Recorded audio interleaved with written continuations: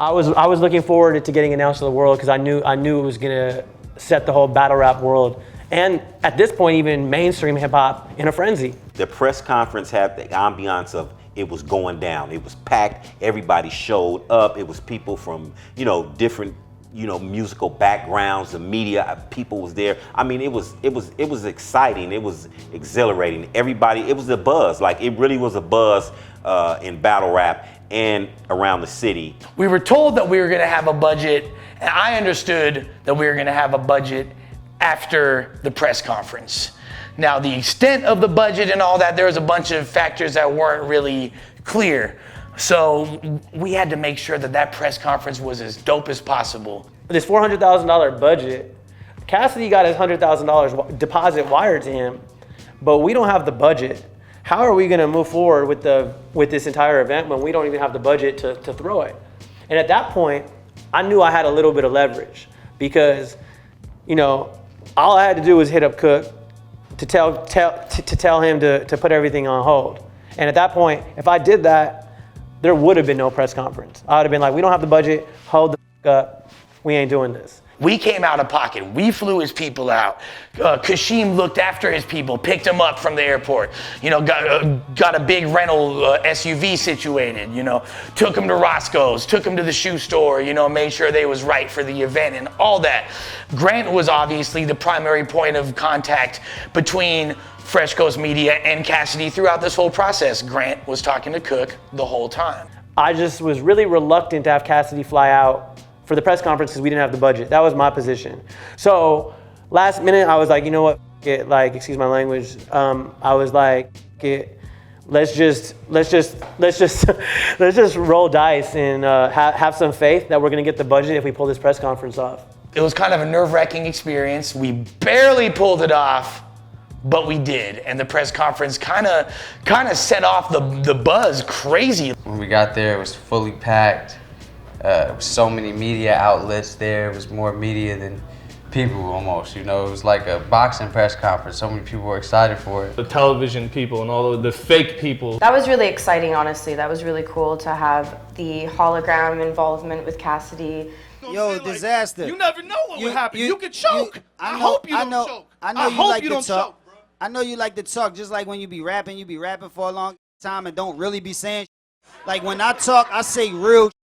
And at the end of the day, I'm the foundation of this battle. Like none of these leagues and all that y'all talking about y'all build up would exist if it wasn't for like me. And at the end of the day, you got way more to lose. It's like at the end of the day, you know what's gonna happen when I come out there. You just setting it up just to meet your friend. You just happy to be on stage with me. You look up to me. I just thought Kaz was just going to be laid back and just like, yeah, I'm here for the chicken and just leave, you know what I'm saying? He actually, he made it exciting. I was actually really excited about it because I knew his press conference was going to be better than his actual bars and his performance. Press conference was fun, man. I was turning up. I had white people in their 60s, never met them, like dancing. When Alki's voice appeared at the press conference, that was like Charlie and Charlie's Angels. Everyone was like, oh, who's that? Who's that speaking? When Alki's voice came on, it was just like, dude, this dude could do anything. This dude's watching us. And I was like, hello, it's me, Alki. It was really fun though. That was when things really got exciting. And I'm a dangerous type of rapper. Like, regardless of what anybody says, taking a battle with me is not safe. You know what I mean? Shout me out in these battles. You know what I mean? Say shit that's similar to something I already said. I'm the type of battler that you're not going to get like average bars or general bars mostly. I'm going to really cut your character the f*** up. You don't want me to get back in that bag. It's too easy. Like, you know what I'm saying? To talk that battle, especially when I got time to prepare. It's going to be too easy for me. I hate when niggas get on interviews and just be bragging and boasting. Like, I want to see what the f*** you want to do, Cassidy. Dad, calm down. What you can do. I'll tell you what, though, it ain't going to be some lackluster. It's going to be some next level period. I feel as though I got too much of an advantage over regular battle. Cassidy's going to do better than Joe and Cannabis, bro. He's not going to pull out a notepad or bounce.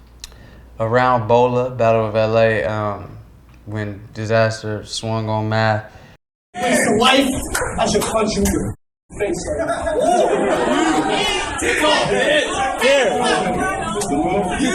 And there it is.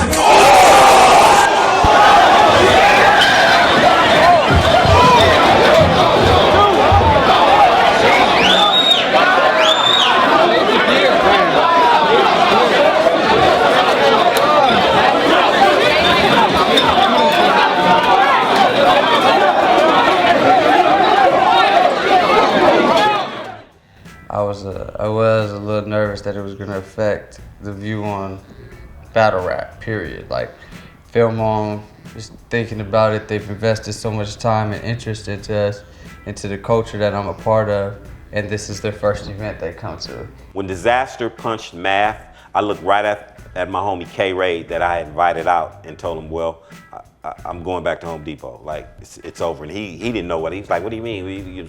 And I was like, that punch just cost our little brand and business everything. And the dude gets mangled, you know, by 4 or 5 guys, and half of the room is happy and cheering it on. What am I looking at, you feel me? So I was like, what are these corporate minds gonna see and think about this? Did this just ruin it, you know?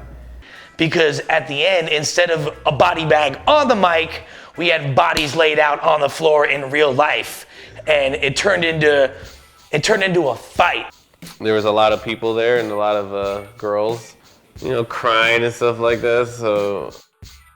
Because battle rap is supposed to be a way for people to transcend violence and transcend when you're using your words to prove that words are more powerful than brute force and strength.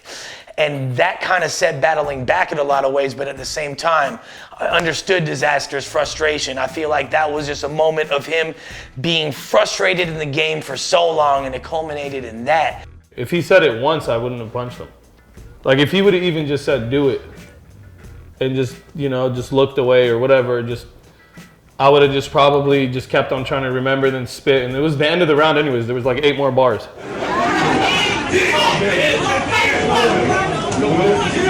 And there it is. So, you know what I'm saying? I think the fact that he was just like, do it, and then he was just, to me, it was just, you know, the fact that we had history and he always like came at me like, you know, he's always came at me in a way like, you know, I'd beat you up type, like how he comes at everybody. I helped discover Disaster. I've been working with him on every single battle he's been a part of, and we all were so invested in him, and he was like the flagship artist of our brand. I wasn't gonna let him go down. There's a sense of like the scene accepting that he did that, you know what I'm saying? So for me, it's like nobody's gonna stop him. If he decided to like continue socking people out in a sport where we're supposed to verbally be better than each other, you know what I'm saying? If he's continue to do that and nobody's gonna stop him. For me personally, it took the sell out of everything, because it took away from the battle. You know, the actual battle. If you really listen to what Math was saying and what Diz was saying, they actually, both of them had bars. And for it to end like that on a punch, it just, to me, it was disconcerting. It was like, it was a letdown to me.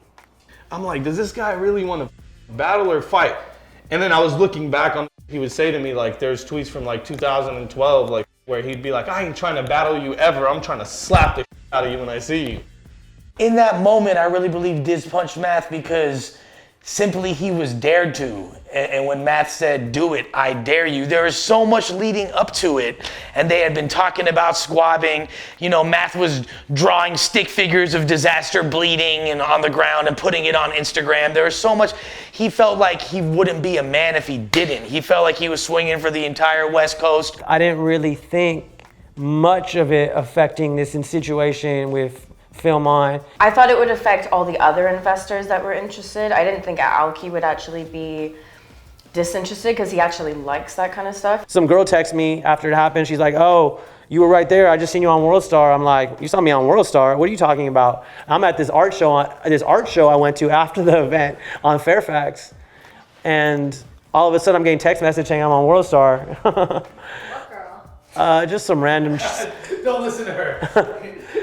Some random chick I put. She was alright, you know what I mean?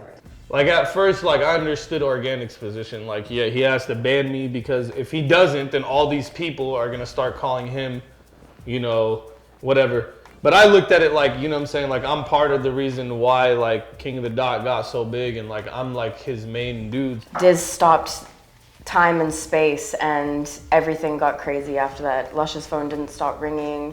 And after a while, I just, you know, I wanted to battle, like, and I was gonna make it happen whether, you know, whether they had me on it or not, like, because I know I'm a strong enough name to pull something like that and make something big happen.